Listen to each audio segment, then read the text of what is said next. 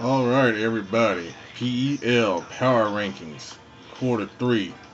I'm just gonna run through them real quick. 32's the Jets. Um, I just got my thing messed up here. Here we go. We will have a Jets owner. The Redskins owner is gonna switch over. So we're gonna have that, and we'll have the Redskins open up at the end of the season. So if you know someone at the end of the season, they'll have the Redskins available, and we'll be good to go for that in the off season. 31's the Raiders. 30 are the Rams. 29 are the Eagles, who are anticipating having a high draft pick. 28's the Bengals. 27 the Broncos. 26 are the Bears. 25 are the Dallas Cowboys. 24 are the New Orleans Saints, who apparently are in Cancun, living it up. Very nice. 23 is the Packers. 22 are the Houston Texans. 21 Baltimore Ravens. This owner has come in. I believe his name is Jay Mizzy. Done a really good job. I think he'll be someone to deal with next season in the AFC as if we needed more help over there. 20 are those Redskins. 19 is New England Patriots. He's going to be going on a trip soon to Florida. Safe travels on that. Jeff Kane, once again, really good owner. 18 is yours truly, the Brooklyn Bills. Though we're 7-6, and in the wild card hunt, we lost to the Colts and the Browns head to head. So we are looking to next year. I'm happy with the development of some of these young guys. I think as time goes on in the franchise, we're going to become better and better as these guys develop. 17 is the Seahawks. 16 the Cardinals, who have come in and are right in the thick of the NFC West playoff chase and the division race as well. 15 are the Titans, big game with the Bills next week.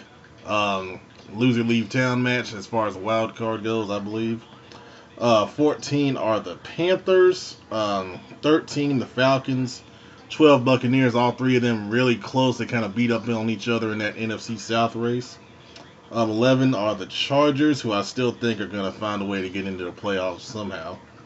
All right, top 10. And these are my rankings here. So what you see on the screen is not exactly the order that I have in my power rankings. But number 10 are the San Francisco 49ers, in my opinion.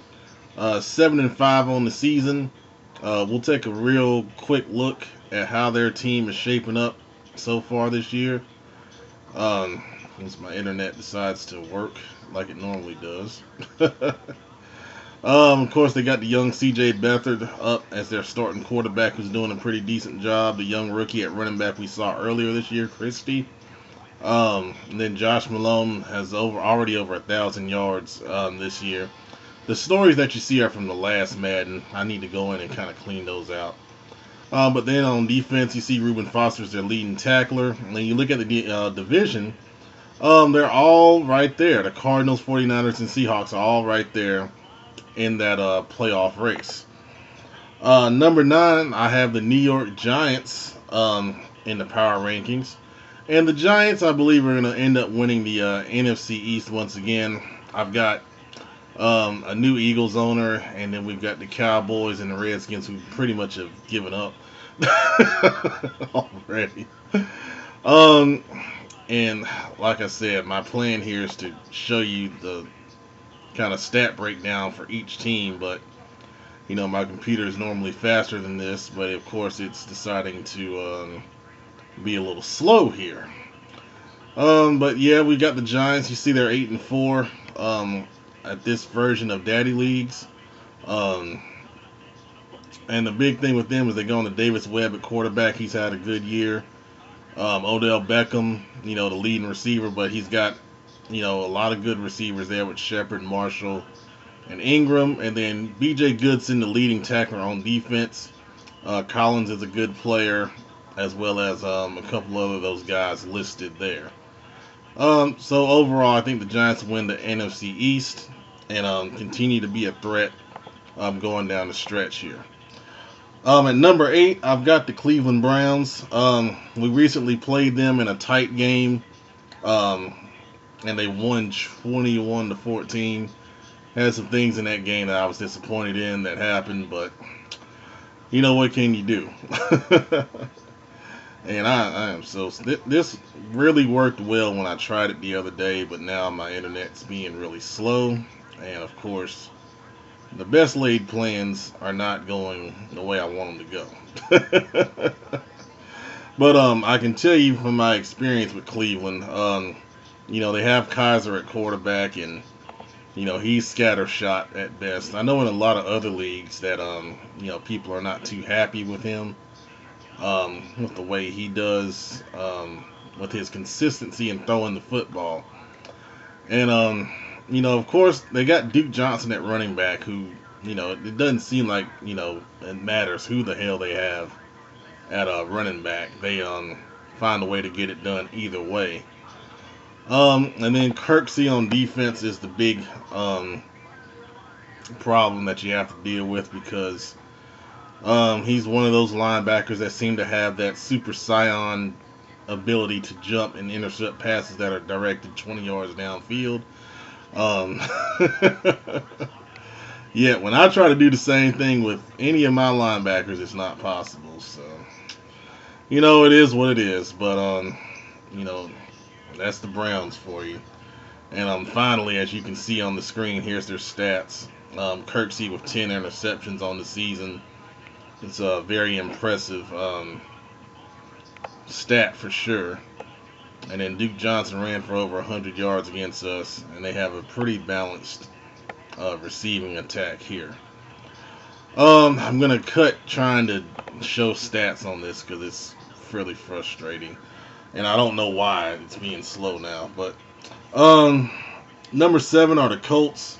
Played the Colts earlier this year. Now it seems like it's running faster. We'll try it again, but I don't think so. But the Colts, when you play them, it's a lot of blitzing. And, we picked up on it, but the problem is their linebackers are really fast. And, it's hard to try to continue to beat it by throwing the ball when those guys are so quick. And that's the big thing that sticks out with them. And then they were able to make a lot of tough catches. And I remember Hilton had a couple, which I understand. But then some other guys, were catching the ball in tight traffic. And it's kind of like, what the hell? But they are a good team, and they're playing a lot better this year. Luck being healthy makes a big difference. And then you see here some of their stats here. Pretty balanced receiving attack. I think they signed Graham in free agency. And then Decker, Moncrief, and T.Y. Hilton has that 3x1 stuff we talked about a good bit. Robert Turbin is their, main running back. He's doing well. He's not a big name, but, he runs the ball efficiently for those guys, and they're getting it done. The Lions are at 6. They've got a big game with the Vikings later on today. Of course, with the Lions, it's Brad Kyle on offense, and then Agnew at the safety on defense are the big keys to success when they're playing well. I wish I could show you the stuff like I was planning on doing, but it's just really being slow. Alright, the Dolphins are at number 5. I'm just going to quit messing with the screen. The Dolphins really are playing efficient football. They just find a way to win games. That's been their MO this year. They're going to win the AFC East for sure. McMillan at linebacker is a tough one to deal with when you play them. And then on offense, the young tight end has come in and caught a lot of tough balls over the middle. And then Landry and Grant. Yes, Jakeem Grant with hardly any catching skills shows that speed is still superior in Madden. So there you go. The Chiefs are at number 4. The young talent is playing well for them. Of course, they have a lot of speed. And like I was just talking about, speed is king.